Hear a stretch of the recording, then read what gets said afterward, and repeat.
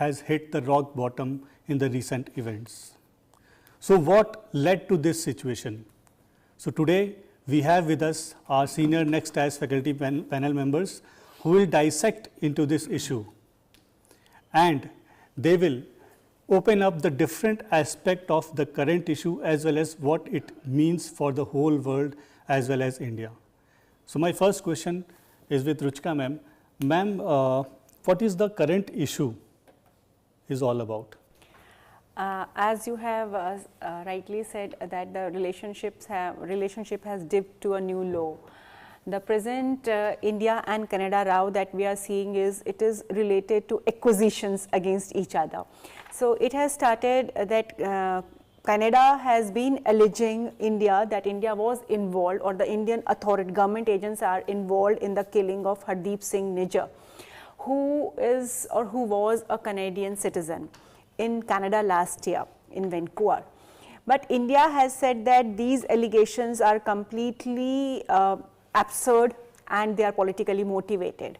Rather, India has accused that Canada is acting as a safe haven to Khalistan separatists or your different organized criminal gangs who are running it from sitting in Canada. And this acquisition has taken a new turn also, where our High Commissioner to Canada, Mr. Sanjay Verma, he has said that these Khalistani terrorists are Canada's deep strategic assets. So this kind of allegation is happening between India and Canada, and finally what has happened is that Canada has expelled 6 of our diplomats, and in retaliation India has also expelled 6 of the Canadian diplomats, including the acting High Commissioner of Canada in India. And Canada has accused our High Commissioner there, Mr. Sanjay Verma, as person of interest, and then persona non grata to 6 of our diplomats there. So there are 2 terms, person of interest, persona non grata. Persona non grata is too much in the news because even Israel has issued this persona non grata to UN chief also. So persona non grata is that you are not required in the country. So in this case, like, you are given you are giving a certain time period that by this period you have to leave the country. You are unwelcome, you are not required. But person of interest is a very big allegation, because person of interest means you will be questioned. You will be questioned and you are seen as someone who is involved in some criminal activities. So you will be questioned in criminal investigation. So this is a very deep allegation on our High Commissioner. So because of all these things, relationship is all-time low now. It's unprecedented low in the relationship. In fact, the wordings which India used for replying to these allegations, if I recall correctly, it is preposterous imputations, basically silly accusations. Silly accusations. And in the person of interest, which was which Canada has said that the Indian diplomats, including High Commissioner, their person of interest, is again unprecedented in diplomatic history. Ma'am, before coming to the other aspects of India-Canada relation, what you see apart from this present issue, which is centered around the Khalistan issue, what are the other aspects of India-Canada relationship? See, this Khalistan issue is one concern between us. But if you see the India-Canada relationship from a greater prism, wider prism, there's a lot of areas of cooperation between India and Canada. India and Canada historically also we have cooperated, and we are 2 democracies. That's a very big thing here. So India and Canada, we have a lot of cooperations in the area of economy. So we have economic cooperations. Our trade was somewhere around 9 billion in 2022, but because of this row, it has come down to 5 billion just in 2 years. Then Canada has invested into India in many of the projects here. We have a developmental cooperation, we have space cooperation, we have nuclear cooperation, and in the present times a very important cooperation, that is Indo-Pacific. In the Indo-Pacific, Canada and the Western world, India needs them, and they also need India to somehow check balance China here. So there are many aspects to this relationship, and of course student exchange. Indian students, like out of every 7 Indian student outside India, one is going to Canadian schools or universities. So there has been a lot of social, cultural, economic and other aspects of cooperation. But unfortunately, this issue has sabotaged everything. Right, ma'am. Ravi sir, I will come to you. If we see the current issue, after Justin Trudeau came into the power in 2014, somehow the relationship were not that bad, but since 2018 we can say that the whole you can say the precursor of this issue started from there. So can you elaborate on the timeline of the current issue, how it has happened? Sir, actually you rightly said that when he came into the power at that time it was not a major concern. But the concern arose when the government got weak, or it's more of a political issue, because at present they have a coalition government. And one of the major parties which is supporting, or because of which the government is in power, is pro-Khalistani as they claim. Right? So because of this, there has been certain allegations that they have been supporting this Sikh communities. As you see, there are like 4 to 5% of their total population is Sikh community. Although the population is not much, but they hold certain areas because they are located in particular areas of the country where the vote bank creates a impact. And that is when the problem starts. And as you rightly said, in 2018 what happened was, there was kind of a goof up, there was a dinner that was hosted by the Canadian High Commissioner in New Delhi. There they invited Jaspal Singh Atwal, and this dinner was supposed to be attended, or it was attended by the Justin Trudeau himself.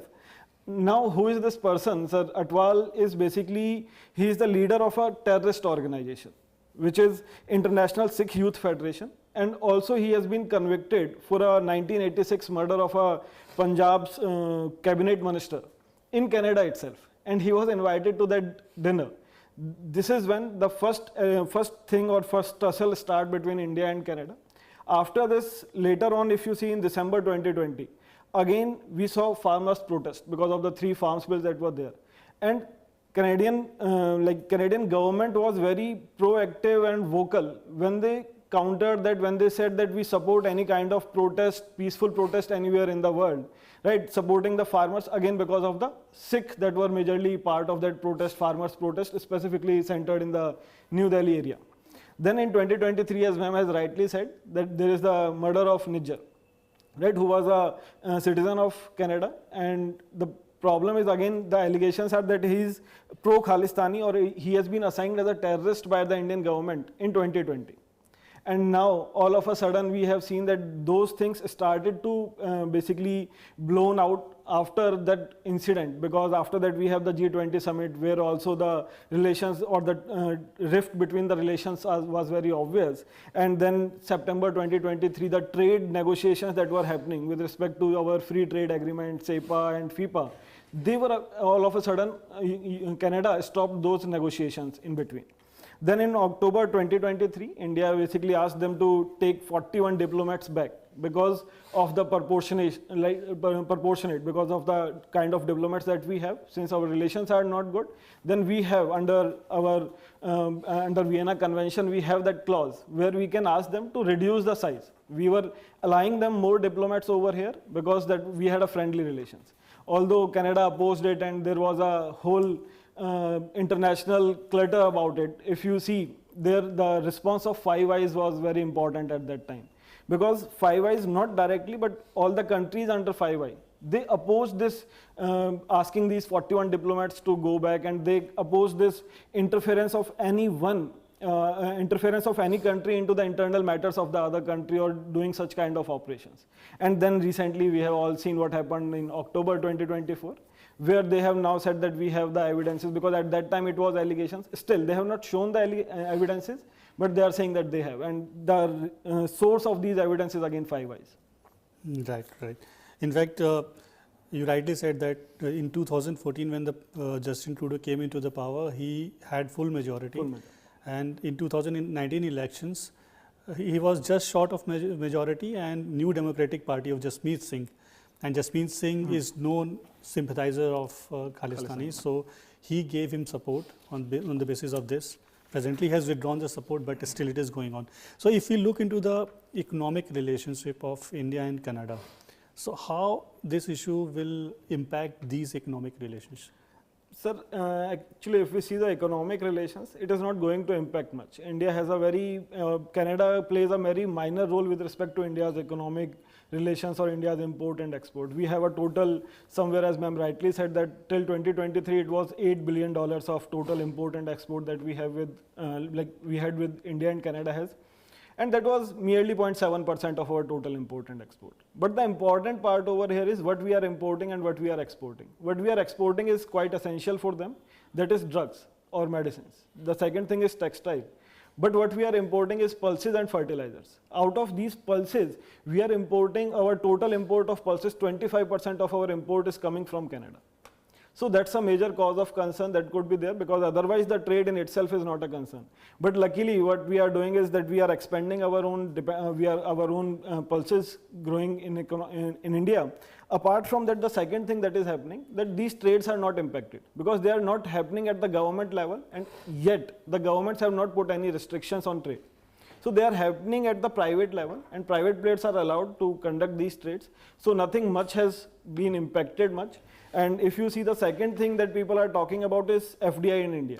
So Canada has been consistently giving, or basically foreign direct investments are coming consistently from Canada since 2000 to till date. If we see, the $4 billion has been put as FDI in India. But again, the good part is that it is not going to be reduced or impacted, because most of the money has been routed through different countries by the pension funds of Canada, USA or UAE or these countries. So they are not directly coming from Canada. So they have a buffer over there, right? And the third thing which is going to impact is the future of economy. Because we were on the verge of having free trade agreement, we were on the verge of signing CEPA or FIPA, which now seems to be in doldrums until and unless the relationships again rise. The fourth aspect, if I could talk about, is the service sector, which is tourism. When we talk about tourism, Canada is the fourth largest source of tourists in India.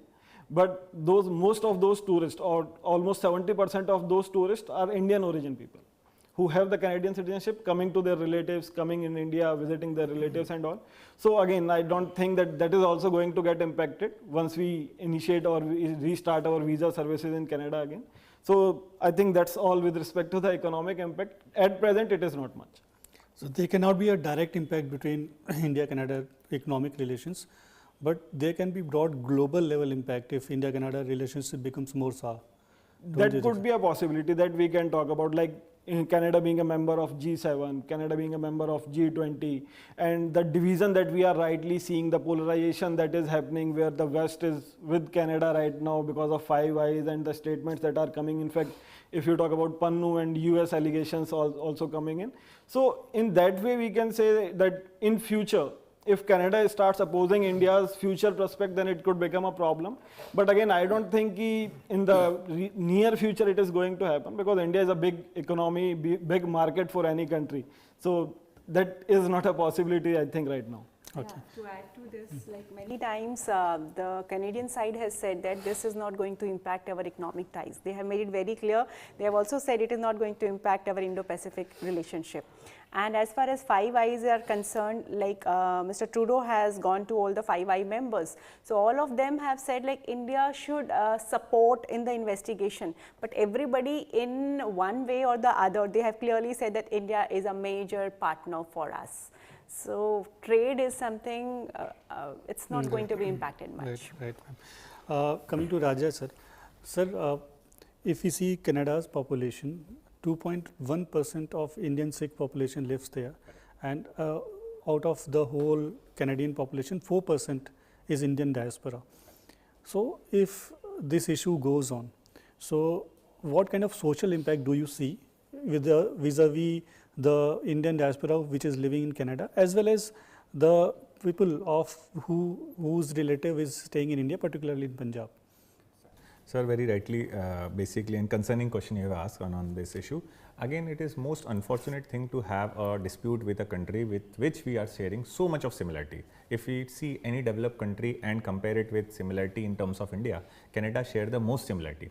we are having the similar constitutional basically idea of residuary state with the Canadian constitution. We have inspired from that residuary power derived from the Canadian basically constitution, where they say union will have the power of residuary basically issues. So India has also copied that, and they have a strong center relation with the federalism they have. So we have copied that thing. Along with that, India and Canada both are democracy. India and Canada both believe into diversity. They have basically English as a major language which could act as a dialogue and making Canada one of the most important partner of India in terms of sending the student in the basically their universities. So we share a lot of similarity. We are also Commonwealth countries, and basically we are also part of G20. So having said that, India shares no such similarity with any developed world the way it shares with Canada. And the most unfortunate part is that now the relationship are tense. It will have a very drastic impact on the social basically aspect of the, you can say, societies. So Canada having, as you have rightly mentioned, the sizable population of Sikh. In fact, if I say in Indian census, we have 1.7% of Sikh population in India, and they have more Sikh population percentage wise in Canada, and that play a major role in their elections, because they vote as a bloc. So they are an important vote bank for any Canadian political parties. So one thing is that. Second thing is, again, unfortunately, what the government of India has done post this basically Golden Temple attack or many other thing is the inclusion and involvement of Sikh community in the mainstream part of development. Unfortunately, Indian government could not do the same to the Sikh living in Canada, leading them to pursue the path of separatism. So that is another tension which is causing between the relationship between India and Canada, that Canada openly support such kind of basically separatist activities from their, you can say, soil. In fact, not just India has raised this concern, even Sri Lanka has raised this concern that they are basically becoming a safe haven for the Tamilian LTT basically sympathizer. So is the concern raised by Bangladeshi government also, that Canada is becoming a safe haven for all the separatist activities. So that way, definitely it is going to be a concerning thing for both social aspect of India as well as social aspect of Canada. Provided both countries are having so good relation in past, we should basically would have think in that direction, that what could be done to improvise this relation so that people of both countries should not suffer because of this tussle, diplomatic tussle.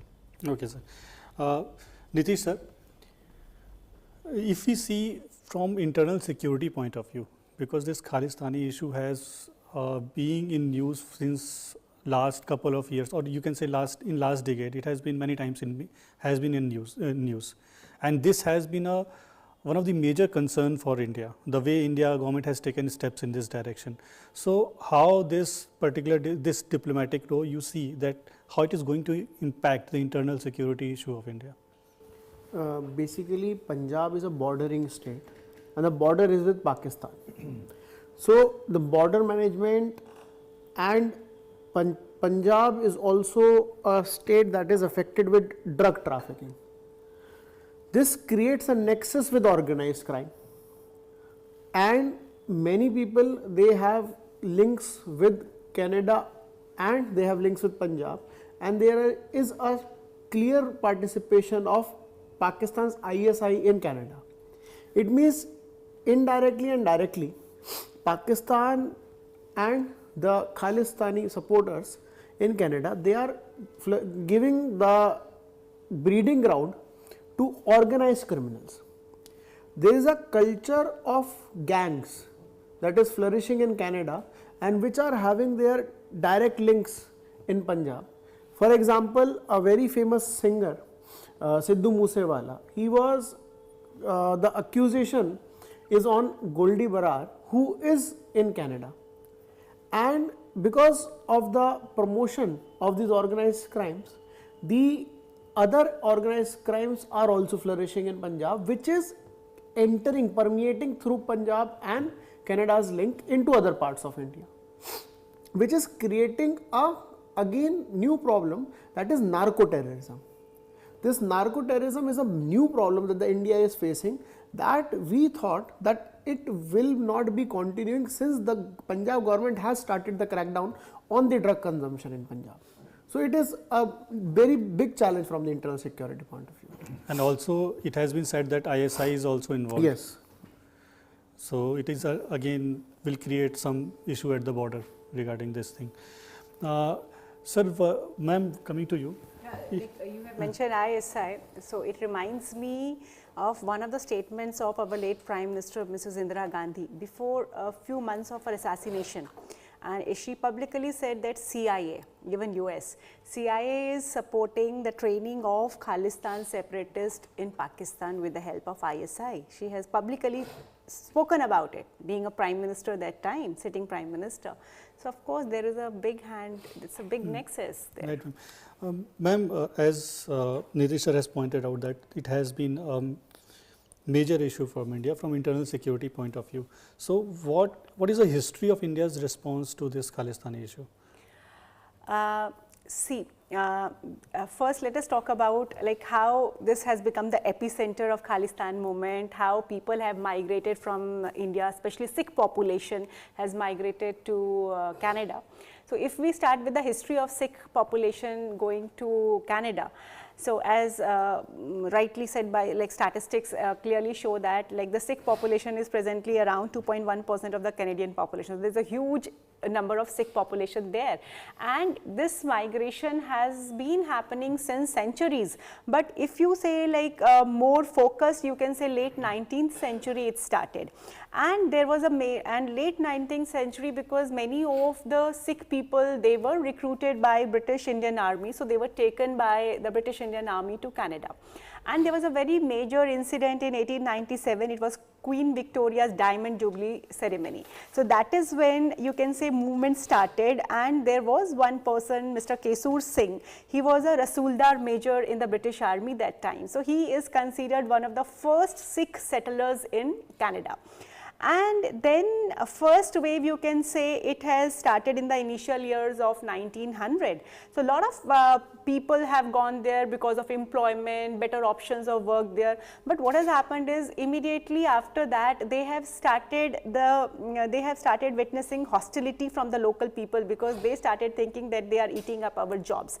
And the witness to it is your 1940 Komkata Maru incident. So, after that there have been some restrictions on immigration. So, immigration was tightened, the rules were tightened, and then another wave of this movement came after your Second World War. After Second World War, they started focusing on economic development, and after Second World War, another thing has happened that the laborers from Europe, they were not available to go to Canada. So, they started looking for third world countries. So, India got the option. So, after that, like if you look at the immigration laws of Canada in 1967, it was very, very lenient. It was on point basis. Point basis is only your skill. Nothing, no nationality, no racial something, nothing. It was only points. So, a lot of people have migrated. 67, they were quite relaxed. And then parallelly, if you see what has happened is Green Revolution in India. Green Revolution in India, and by 1970s people started getting the dividend of Green Revolution. People had a lot of money in their hands in Punjab, so they wanted to move out to the better shores, and already a lot of your Sikh population was there in Canada. So, many of them have also migrated with the easy money or the money that they have got from Green Revolution 70s, and then you have 1990s globalization, and also a lot of people started going to Canada also, and then now a lot of student community is going there. So, we have a lot of Indians there. It is around 20 lakh Indians we have in Canada. And as far as the history of this Khalistan movement, or the movement started somewhere in 1970s, 80s, this Khalistan movement.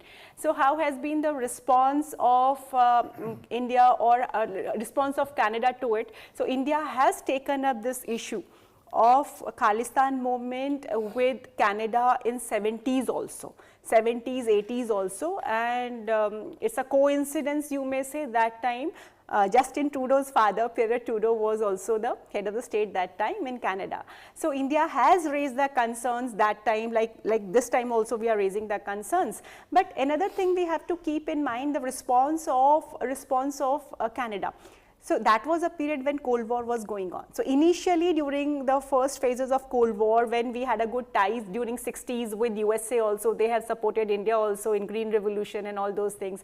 And even Canada has supported India during the first phases of your Cold War. They have helped in providing food aid and other developmental assistance. But later on, as the rift between the US bloc and India started. So, rift also started here. So, that is when they did not cooperate. 80s was 70s, 80s when the Cold War was going on, so they did not cooperate with India on this issue also, and rather they have always neglected this issue, thinking that it's not a very serious issue for India. So they have neglected it, or because of wrong intentions, or because they have lenient laws, whatever. But then after the Cold War ended, our relationship with the West started improving, and so is the relationship with Canada also. You will see 2010 we had a civil nuclear deal and so many things with them, and by this time lot of Indian people have migrated to Canada and they became the vote bank. So today, if you see Mr. Raj was also saying, Ravi was also talking about it, that now they are a major vote bank, they are fundraisers, and a lot of your Sikhs are sitting in the Parliament of Canada. So now they are into policy making, and this is where this vote bank politics, and that is what India has said, that the acquisitions are absurd and politically motivated. So now because of these political reasons, because of this vote bank, and because of, as you have also said, that Jasmeet Singh was supporting Trudeau's government before, now he has said like we will be fighting the next elections alone. But the point is, a lot of support is there, and they have, like, all parties are supporting it. Some of them are too much supporting it, but everyone is acknowledging this vote bank. We cannot say this party is not acknowledging, or only Trudeau's party is acknowledging. And the testimony to that is 19th June 2024. They had observed 1 minute of silence in Canadian Parliament, where all party members, all parliamentarians, they stood in solidarity on this cause, Hardeep Singh Nijjar. So they are having a all party support. Some of them are more, like, they are more supporting it, but everyone is like acknowledging this vote bank. So because of this vote bank, now the issues have become very complicated. And now, and another thing is, like, these countries, the Western countries, they say that we have freedom of speech, we have those things. So they are also using these kind of excuses for allowing them to coming out with statements like this. So all these situations, all these parameters, if you see, so Canada has not been very, very supportive on this. And you can see from the recent example also, like initially when India said that Goldi Barar should be in the list of wanted person. So he was included in the list of wanted person, and this time he has been removed. So either he should have come to India, or why he has been removed, you should give the reason, but you are not giving the reason. And India is constantly telling them that these are the people who are involved in criminal activities, or they are organized criminals, don't give them immigration visa, but they are easily giving them. So the response of Canada in this issue, we can easily understand that they are not bothered about India's concerns. In fact, ma'am, current foreign minister, he has also said that there is kind of double standard when we are dealing with these kind of situations. Also, ma'am, there is one issue which is going on with the US as well on similar lines. That Pannun, who is head of SFJ, so there was an assassination plot for him, and US government somehow intervened, and they also said that Indian agents are involved. But the cooperation between India and US and cooperation between India and Canada seems to be on totally opposite trajectory. Yes. Why is it so? At the end of the day, what is very clearly evident is that this issue is a political issue.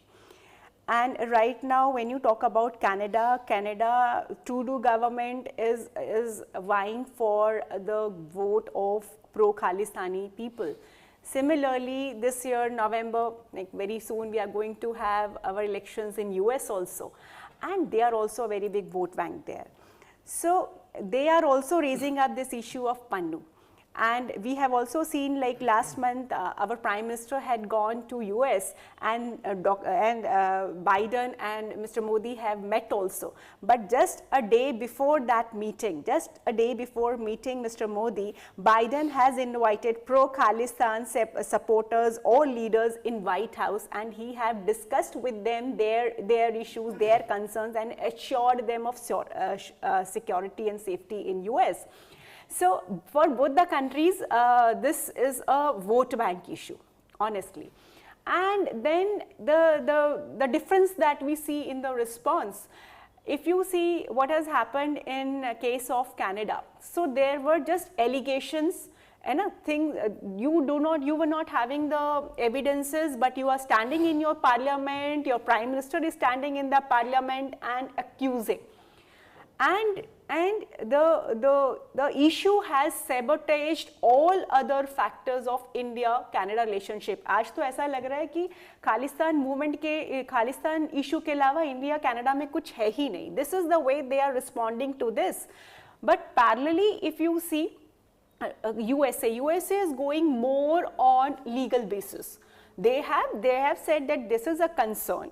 They have put a case also, they have shown investigation evidences, they have shown whatever they have, and in a very like their court has also issued like summon to Government of India, including our NSA Ajit Doval has been also like put into that, even our raw chief has been there. So they are doing it in a more legal way. It is not that they are saying ki this is the only issue between India and US. So they are doing it, they understand the importance of India-US relationship. When Trudeau has gone to them, USA has issued a statement also that India is a major partner. So they are not letting it sabotage.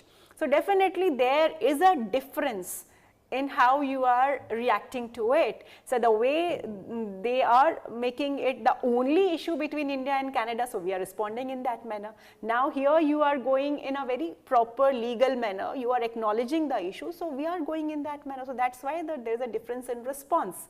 And for India, US is important, and for US, India is also very important. So right, and that's why for both the agencies are cooperating, and they are keeping it at, they are not blowing it out of proportion, which was done in Canada. And another thing I would like to point out here is that in diplomacy, it's not always about evidences, it's also about timing. Diplomacy is a function of space and time.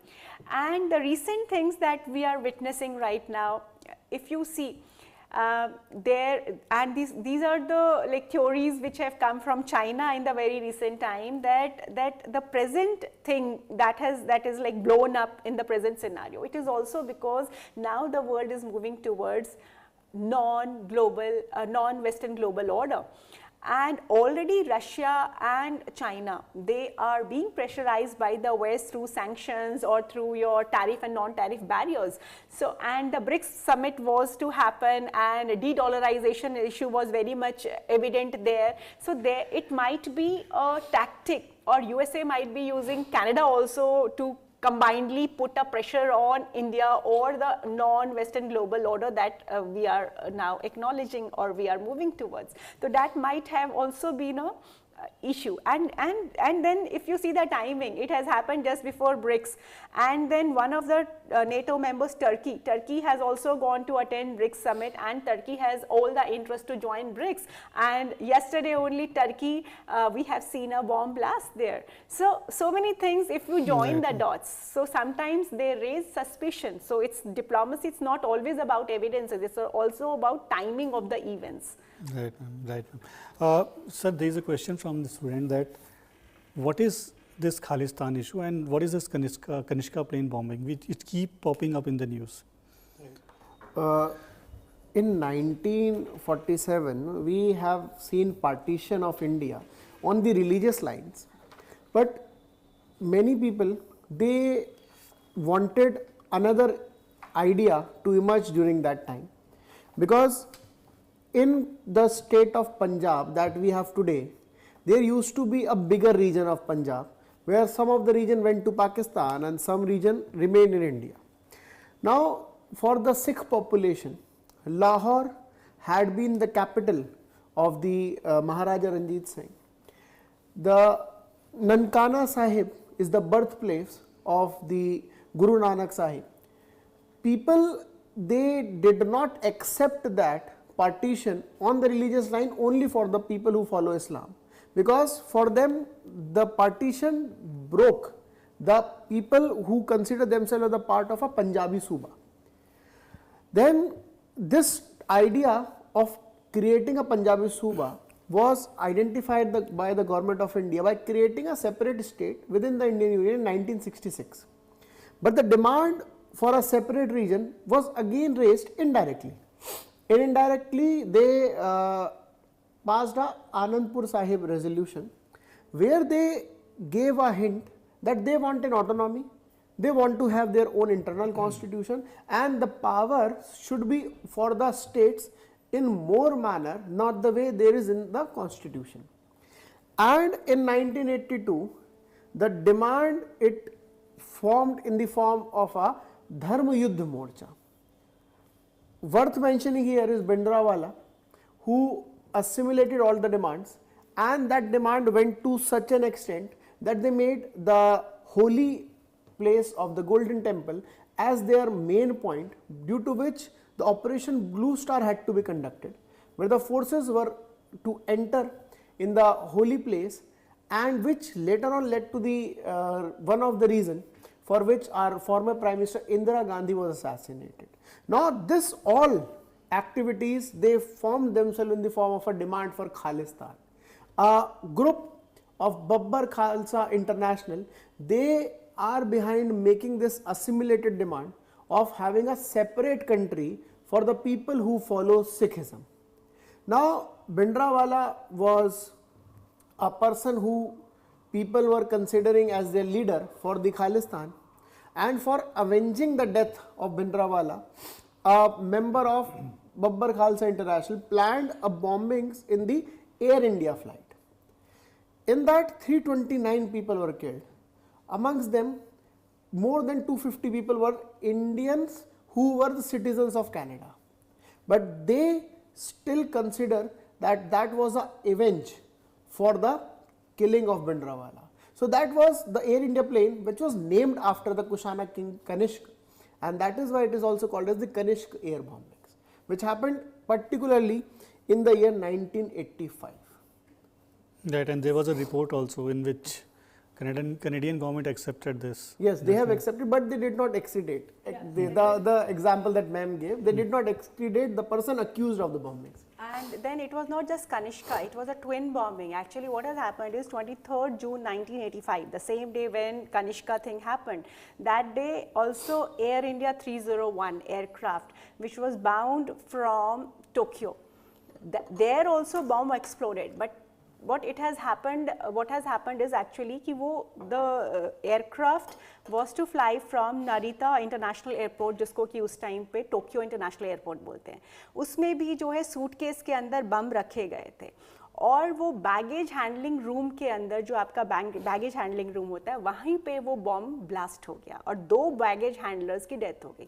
अब हुआ क्या कि ये time का थोड़ा गड़बड़ हो गया, बिकॉज कनाडा जो है वो डे लाइट सेविंग मैकेनिज्म को फॉलो करता है, तो वो पहले टाइम से पहले एक्सप्लोड कर गया टोक्यो में. अदरवाइज अगर वो फ्लाइट एयर में होती, ठीक है, तो वो भी इक्वली हमारे लिए एक बहुत ही दर्दनाक घटना होती. तो it was a twin bombing, and you see that, and after these twin bombing it took 21 years for Canada to go for a inquiry. That itself is showing कि 21 साल तक आपके पास टाइम ही नहीं था इस इंक्वायरी के लिए. Right, ma'am. Right. And ma'am, that I mentioned that they are so much for the people of Canada, and as I mentioned, maximum people in the bomb blast were the citizens of Canada. No, maximum were Canadian passport holder. They exchange condolences with India as if Indians have died. Right, they died.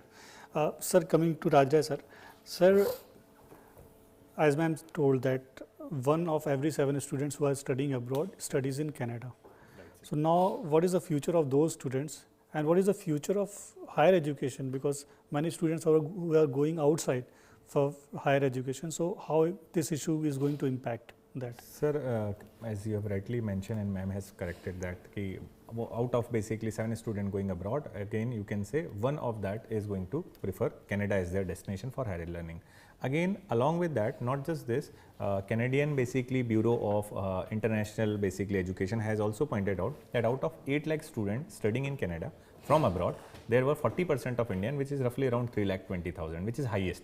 Also, Canada is part of GYAN, that is a global initiative of academic, you can say, network which supply or which provided us international renowned faculties. So that way you can say Canada play a very important role in the higher education, and since India is growing fast, we need some kind of highly skilled professional in which Canada is going to be a great partner, or it could have become a great partner for India. But due to this kind of situation, definitely the interest of the students looking for Canada as a favorite destination is going to have some dent, and they might be looking for some alternative in which you can say Australia, USA, New Zealand or some of the European country including Germany are basically fastly emerging as a favorite destination for all the international students pursuing their higher education. So that way students are looking for some good destination where they will be providing freedom and again the basically knowledge without any fear or without any trouble, and that way Canada is not fulfilling their requirements. So it would not have that great impact on a longer basis, but yes, short term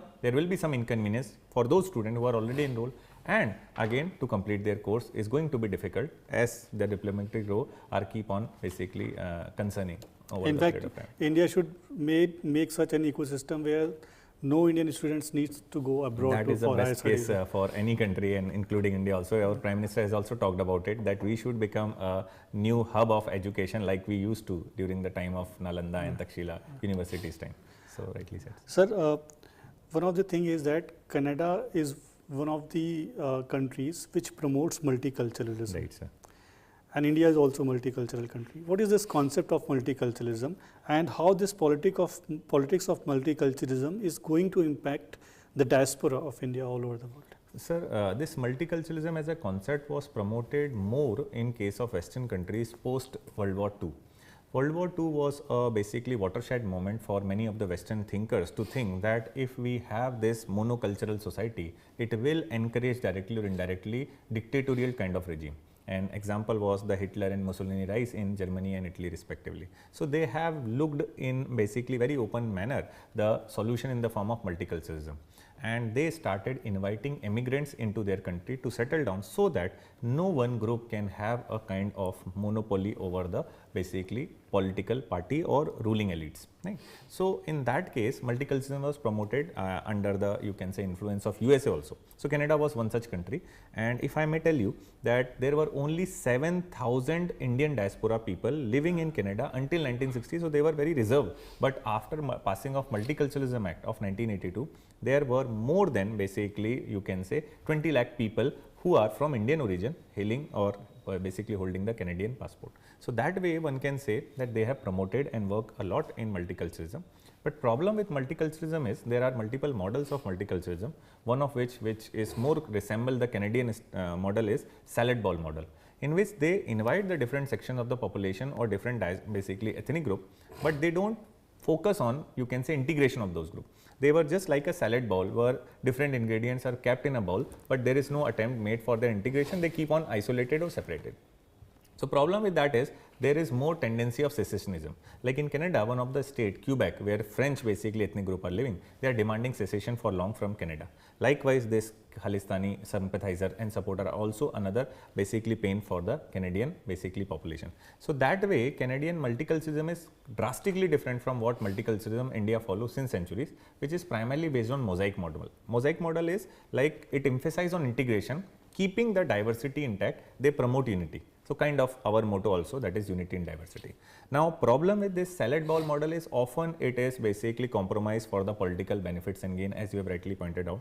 In Canada, since the Sikh who are more basically, you can say, inclined, not just everyone, but yes, some are basically inclined toward the Khalistani cause. So now they become a major vote bank, and because there is a multiculturalism, every political party are wooing or grabbing the attention of Sikh by raising their issues and concern, which sometimes affect the overall international relationship between various countries. So in that way, negative side effect of multiculturalism is what they are facing, Canadian, and in a way they should have improvised or they should have learned from India that they should have preferred the model of mosaic rather than model of salad bowl. In this case, would be better for Canadian.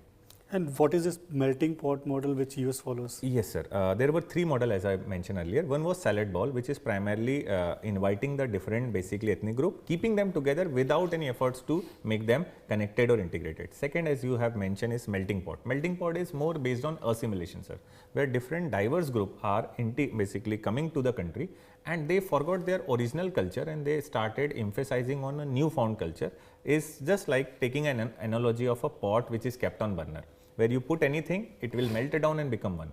So that is more appropriately suited for American society, where people from Europe, people from Asia, people from Africa migrated, and now they forgot their European, African or Asian identities and they are celebrating their American identities. So it is also a matter, it is also a way of integration, but the better one is, I would say, the mosaic one. Okay, sir. Ravi Kaushik sir, अभी BRICS summit हुआ है, इसमें China has said, commented that de-dollarization and this India-Canada issues are linked. Can you elaborate on this particular comment, how this happened? Ma'am has rightly done that. I think जहाँ पे ma'am ने connect किया, what has happened is कि obviously there are no direct statements that has come around, but there are certain chatters which we see in the Chinese media, जहाँ पे वो बोल रहे हैं कि since this BRICS summit was the first one after the expansion. अभी हमने देखा जनवरी के अंदर ब्रिक्स के अंदर 5 नई कंट्रीज को ऐड किया गया and those are some major countries like Saudi Arabia, UAE and then we have Egypt and Iran, right. So and Ethiopia is a minor country, that's why it is neglected generally, and there was 6th country that was also supposed to be added, but they basically refrained from themselves joining the BRICS, that was Argentina. So now what is happening over here is that it was the first summit that was conducted after this expansion, and this summit was in Russia. Kazan के अंदर ये summit अभी हुई है 22 से 24 के बीच में, और ये रशिया के अंदर थी, and Russian president has made it clear कि हमारे 2 ही मेजर एजेंडा हैं जो हम इस ब्रिक्स समिट में डिस्कस करना चाहते हैं. पहला, expansion of BRICS. So this expansion was not limited, उन्होंने बोला कि हम इसे और एक्सपेंड करके एक बड़ा ग्रुप बनाना चाहते हैं. And the second one was de-dollarization and finding a substitute to the SWIFT system which is somehow managed by these western nations, Europe and USA, जिसके थ्रू हम इंटरनेशनल बैंकिंग ट्रांजेक्शन्स का messaging करते हैं और trade के लिए जो भी सेटलमेंट होती है सर वो होती है. तो यहाँ पे इन दोनों इश्यूज को देखते हुए ऐसा माना जा रहा है कि to create pressure on India not to support these 2 issues, क्योंकि BRICS already has a population which is more than 50% of the world population. अगर हम उनकी इकोनॉमी की बात करें, इकोनॉमिक पावरेस की बात करें, तो G7 which is the major developed nations grouping, already PPP terms में हम उन्हें सरपास कर चुके हैं. एंड वर्ल्ड की टोटल जो जीडीपी है 38% of the GDP is coming from these BRICS nation right now, and 40% of the global trade is happening among these countries. So ये एक मेजर ग्रुपिंग बनता जा रहा है जिसमें वेस्ट के पास कोई पावर नहीं है या यूएसए के पास कोई पावर नहीं है. तो यहाँ पे पावर किसके पास है? आपको 3 ऐसी कंट्रीज के नाम देखने को मिल रहे हैं, रशिया, चाइना और Iran. Iran has recently joined, and the major power obviously the third one is India, जो कि अभी तक न्यूट्रल है, दोनों तरफ जमी हुई है, दोनों तरफ से रिलेशंस को अच्छा बना के रखे हुए हैं. तो कहीं ना कहीं ये देखते हुए ऐसा बोला जा रहा है कि यूएसए डायरेक्टली कमेंट ना करके they are using Canada as their mouthpiece and using that 5 eyes alliance to basically talk about it और to create pressure on India कि इंडिया इस चीज़ को सपोर्ट ना करे. ऑल्दो हमारे मिनिस्टर ऑफ एक्सटर्नल अफेयर ने अभी रिसेंटली थोड़े दिन पहले स्टेटमेंट दिया that de-dollarization does not mean that we are going to attack US dollar और we are anti US dollar. हमें सिर्फ एक ऐसा सिस्टम चाहिए जहाँ पे हम जिसके साथ ट्रेड करना चाहें हम उसके साथ ट्रेड कर सकें. And countries like USA has been unilaterally imposing sanctions on countries like Iran और countries like Russia, जिसकी वजह से हमारा उनके साथ ट्रेड नहीं हो पा रहा है क्योंकि स्विफ्ट सिस्टम बंद हो जा रहा है, काटसा के अंदर आ जा रही है प्रॉब्लम. इनफैक्ट ब्रिक्स पे नाम देना चाह रहे हैं इसको. हाँ, ब्रिक्स पे इज बेसिकली डिफरेंट थिंग, जहाँ पे वो कह रहे हैं कि de-dollarization में नई करेंसी ना फॉर्म करके हम क्रिप्टो करेंसी या डिजिटल करेंसी का कोई एक मैकेनिज्म डेवलप करें जो इन सारी कंट्रीज के बीच में यूज हो सकता है. अब जो सर पहला पॉइंट मैंने बोला एक्सपेंशन का, so more than 30 countries have shown interest to join BRICS now all of a sudden, because when they talked about, पहले कोई एक्सपेंशन था नहीं, ब्रिक्स मतलब 5 कंट्री.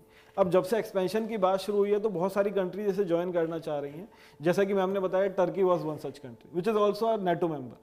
तो ये देखते हुए आई थिंक कि वहाँ से ये चैटर स्टार्ट हुआ है, बातें स्टार्ट हुई हैं कि कहीं ना कहीं वेस्ट चाहता है कि ऐसा ना हो, कोई भी एक काउंटर ग्रुपिंग ना बने जो अपने आप में इतनी पावरफुल, इकोनॉमिकली, पॉलिटिकली या पॉपुलेशन वाइज इतनी पावरफुल हो कि मल्टीपोलर सिस्टम बन जाए, क्योंकि उनकी हेजीमनी खत्म होती है, क्योंकि वहाँ पे वो NATO as a group and as a power centre they are still calling themselves कि हम पूरा चला सकते हैं चीज़ों को। एंड अभी हम देख रहे हैं मिडल ईस्ट में प्रॉब्लम्स चल रही हैं, फिर ये जो आपकी Saudi Arabia, UAE, these are major oil countries which have joined the group. तो कहीं ना कहीं इंडिया डाइवर्सिफाई करना चाह रहा है एंड यूएसए चाहता है कि ना करे, तो इसलिए ये बातें चल रही हैं। बट अभी तक इस पे कमेंट कर पाना कि ये एक्चुअल में है या नहीं है कुछ कह नहीं सकते। It's a point of view that has been suggested by few people from China, that's the only thing. In fact जो फॉर्मर प्रेसिडेंट ट्रंप हैं उन्होंने भी ये इशू इलेक्शन में उठाया, तो I think this is going to major issue. Yes ma'am, this is my BRICS last economy is going at like growing at the rate of 4%. right Global economy और G7 की economy से भी काफ़ी आगे है. right Yes. ma'am, coming to the last question of this session, what do you think, what is the future of this current issue and what is the way forward? See, if you talk about the future, so I think this issue is not going to be this prominent in the global politics right now, because see, next month we are going to have elections in US. US के elections खत्म हो जाएंगे, ये vote bank politics खत्म हो जाएगी, और अगर in case Trump comes to power, तो Trump is like is a person who is a no nonsense person for internal security of America. His policy is America first. So he is, and अभी उनके ऊपर assassination attempts भी हुए हैं. So he would not let these kind of internal disturbances like flourish in USA. Second thing is he has a good ties with our Prime Minister, Mr. Modi, and parallel to it, he has issues with Justin Trudeau, especially issues on immigration or over trade and all. So US election हो जाएंगे तो ये एक angle इसका थोड़ा ख़त्म होगा। दूसरा चीज़ जो मुझे लगता है कि like next year this month October we are going to have elections in Canada also, तो वहाँ पे भी ये एक बार इलेक्शंस होंगे तो इशू सेटल होगा। And in the mean time, जैसे कल ही जो है ट्रूडो के पार्टी के 20 MPs ने कहा कि भैया लीडरशिप चेंज करो। They are looking at what has happened in US, Biden को हटा के कमला हैरिस की लीडरशिप में इलेक्शंस, तो दे आर सेइंग कि इनको हटा के नए लीडरशिप में elections, because he is losing popularity. And see you have 6% of unemployment, अभी तक का बहुत बड़ा अनएम्प्लॉयमेंट है कनाडा में, ठीक है, अनएम्प्लॉयमेंट है, इकोनॉमिक ग्रोथ नहीं हो रही है, सोशल आपका जो है टेंशन चल रही है। So now public is like ये जो पॉम्प एंड शो कर रहे हैं ये खालिस्तान इशू को, now they are like fed up of it, so they want some concrete things on the ground. And कहीं पे भी आप देखिए इकोनॉमिक ग्रोथ, एम्प्लॉयमेंट वहाँ के लोगों को चाहिए। ये सारे इश्यूज तब अच्छे लगते हैं जब सब कुछ ठीक चल रहा होता है। तो कहीं ना कहीं I think this might get like after the elections in both these two countries ये ख़त्म होगा इशू, ठीक है। ऑफ कोर्स ख़त्म इन द सेंस कि मतलब जितना हाइप है वो कम हो जाएगा। एंड वे फॉरवर्ड जहाँ तक बात है, see these countries also have to understand, है ना, whosoever has given shelter to non-state actors, be it your Pakistan, be it your US, they have faced the consequences. 9/11 or Pakistan is today talking about terrorism. Very ironically, the country is talking about terrorism. So if they are giving shelter to non-state actors in their country, one day or the other they have to pay the price for it. So at the end of the day, every solution is in diplomacy. So I think we have to find a diplomatic solution to it. Diplomacy सिर्फ बात कर, there are different forms of diplomacy. You have back channel diplomacy, you have very assertive diplomacy, you have very aggressive diplomacy. So साम दाम दंड भेद, हर तरह की चीज़ को use करके, but diplomatic solution is the way. And then 5I, except for Canada, all of them are very like, we have a trade agreement with Australia, then USA is our major trading partner, UK is looking for FTA with India, New Zealand has very good ties with India. So we can use 5I as a group to create a pressure on Canada to mend its ways. So it's only diplomacy, I think, is the best solution. So we have come to the conclusion of this session. Thank you for your patience. आप लोग का support ये है जो हमें मेहनत करने के लिए प्रेरित करता है। एंड वी वांट दैट जो अप्रिसिएशन आप लोगों ने इस प्रोग्राम को दिया है वैसे ही आप अप्रिशिएट करते रहिए। आपके कमेंट से ही हम टॉपिक लेते हैं, आपके सजेशंस, आपके क्वेश्चन से ही हम लोग कोशिश करते हैं कि आपके सारे जो प्रॉब्लम्स हैं रिलेटेड टू एनी टॉपिक वो रिजॉल्व हो सकें. So with these words, thank you very much for watching this session. जय हिंद.